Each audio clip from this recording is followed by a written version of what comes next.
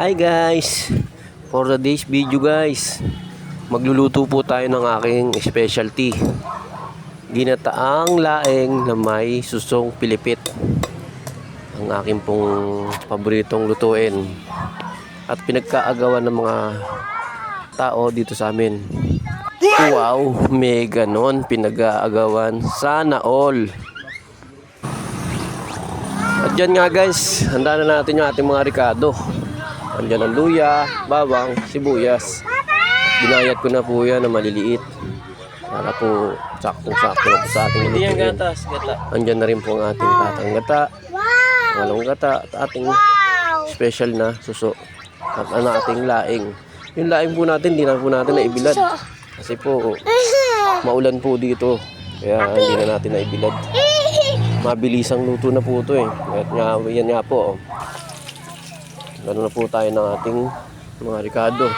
Ginigisa na po natin ang ating luya.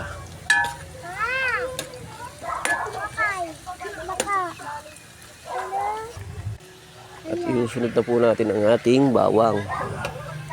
Papula-pulahin lang po natin ang ating bawang at luya. At saka natin sunod ang ating sibuyas. Yung mga iba pong nagluluto nito, may kanya-kanya po silang mga diskarte. Ako po, yung pagluluto ko po dito ay sinasabay ko na rin po sa sangkutya ang ating suso para po yung lasa niya sumipsip na rin po sa loob ng suso para pag higop po ng suso ay sos na mitgid ba. At yan nga po.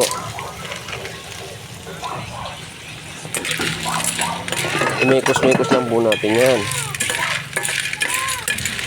Mekos-mekos lang po ng mekos-mekos. Nandiyan po yung sikreto niyan sa pag mekos-mekos.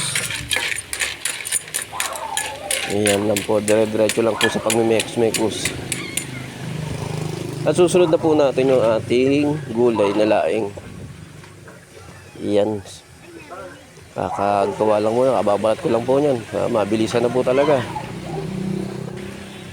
Yung iba pong nagluluto nito, ang ginagawa po nila ay pinapakuluan muna yung kanilang laing. Pinapalanta muna nila. Pero ako po dire-diretso na po. Ganyan lang po ako magluto eh. Sikreto ko po yan. Tsaka dyan ko po nilalagay yung pangalawang gata. Para yan lang po ang kaninyang pampalambot. Dyan na po siya papalambutin sa pangalawang gata. Para lasang-lasa po yung talaga ang gata. Kasi po yung iba nilalagay tubig para lumalanta. Ako pangalawang gata na talaga agad, rekta na. Yan nga po, lanta na nga po siya. Ayan, nagplat na siya. Pwede na natin siyang mekos-mekos. At dyan po, babaliktarin ko na po yan para yung ibabaw mapunta sa ilalim at yung ilalim mapunta sa ibabaw. Binaligtad ko lang po, di ba? Nabola na naman kita.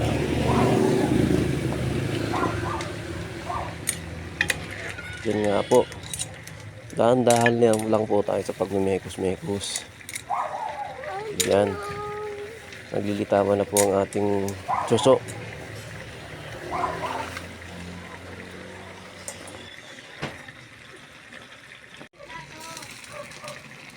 At dyan nga po ay medyo luto na po talaga ang ating laing.